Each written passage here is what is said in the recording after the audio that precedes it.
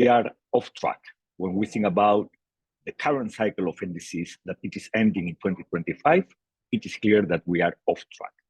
So the GST, the global stocktake, it is a key element of the ratchet mechanism of the Paris Agreement.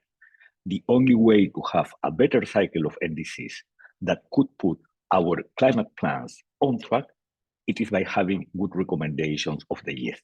It's the only way. Because if not, we would lose and waste our time, and we could have, again, 5 more years of delaying to put the world on track, to work the transitions that have been suggested by science, the energy, the industry, the building and infrastructure, and the land use and forest transition. So it is a key element. So the GST must be a key element of COP28.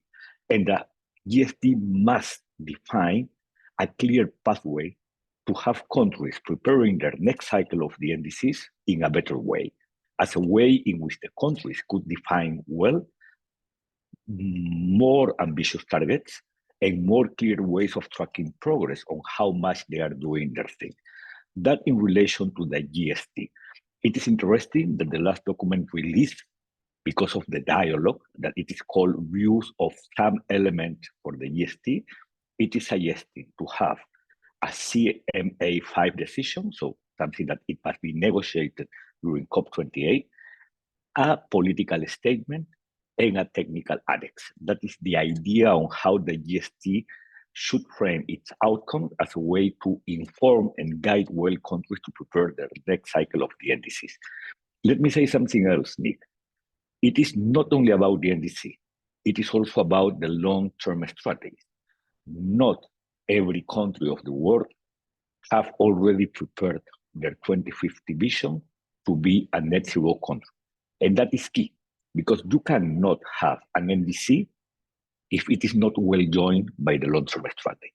That is a key element, and I hope that Latin America could understand well that. Now, let me say something short in relation to Latin America. It is interesting that the rate of renewable energy in the supply of energy for final users in Latin America, it is good. But our primary source offer, it is still strongly dependent on fossil fuels. And we have to switch, we have to change that primary source of energy offer. So that is why we are proposing that for Latin America, we have to triple renewable energy by 2030. That is a key element. And also, we have to double energy efficiency as a way in which Latin America could put every country on track toward being net zero by 2050.